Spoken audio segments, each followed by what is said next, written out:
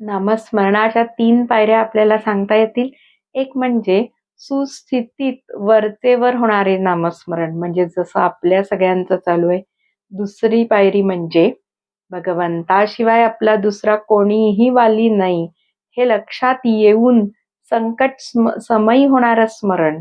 आणि तिसरं म्हणजे भगवंताशिवाय कोणी नाही ही जाणीव अजून घट्ट होऊन अखंड होणारं नामस्मरण. जे आपल्यासारखे लोक वरवरचं नामस्मरण करतायत ते संकटे येऊच नाही असं म्हणतात देवाला. पण अखंड नामस्मरण जे संत करता आहेत, परमेश्वराशिवाय दुसरा कोणी नाही ही भावना घट्ट होऊन जे स्मरण करतायत, ते सतत संकट येऊ दे अशी प्रार्थना करतात.